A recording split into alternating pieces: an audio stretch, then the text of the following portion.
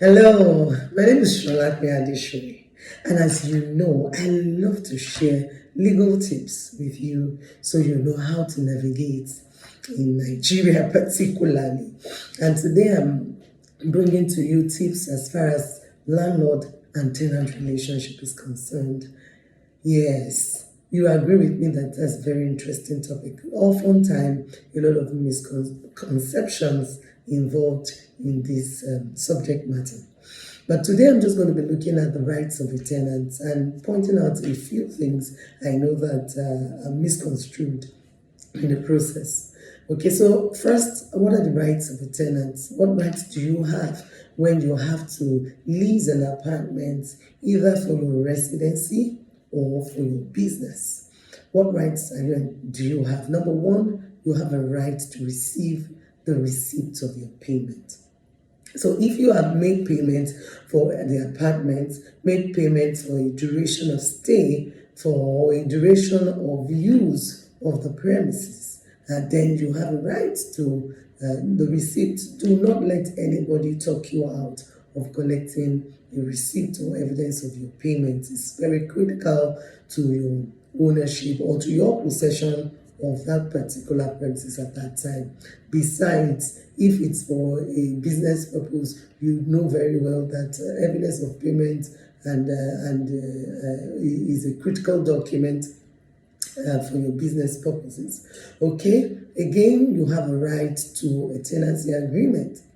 A tenancy agreement is a document that contains both the rights of the landlord, the obligations of the landlord, the rights of the tenant, and the use to which the premises will be put, and other factors, other details as it relates to the relationship between the tenant and the landlord.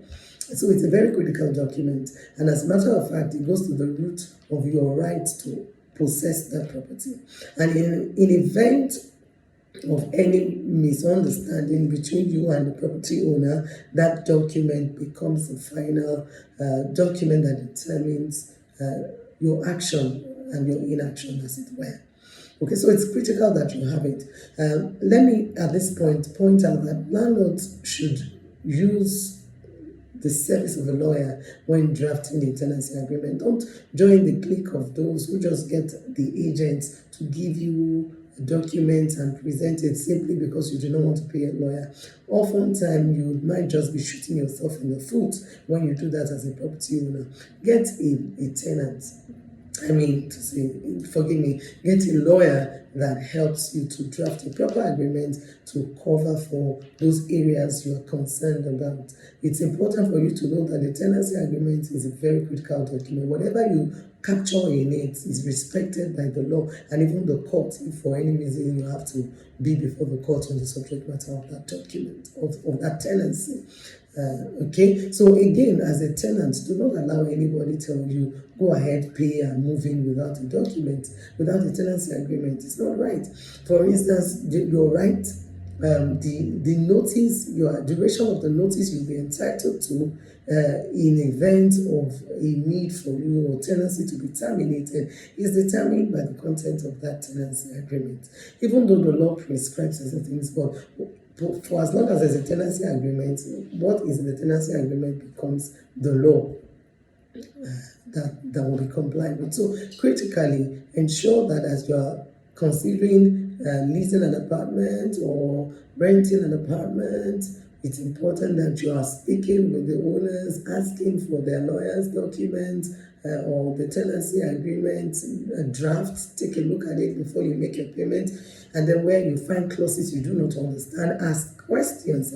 When you have clauses you do not agree with, ask questions. When you expend your money to do certain things in the property and you want to get it back, you want it to be converted to your rent subsequently, ensure it is all properly documented in the tenancy agreement. I think we need to move faster. Then thirdly, you have a right to the peaceable enjoyment of that property, an exclusive enjoyment. It's important to know that once you have rented or you have leased an apartment, then the landlord does not have a right to disturb you there. The landlord cannot also be using the apartment. For instance, you can't have an apartment that you rent including a garage, and the landlord says he wants to be putting things in the garage. He doesn't have a right to do that. It's important that you know what your rights are.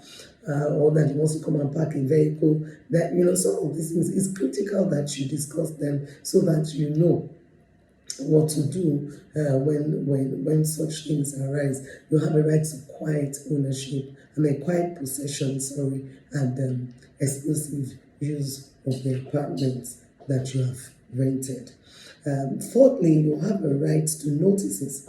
And so it's important that if there must be communications between you and correspondence between you and the landlord, this can be done via notices. And these notices are your right. The landlord cannot want to inspect the property without giving you a notice.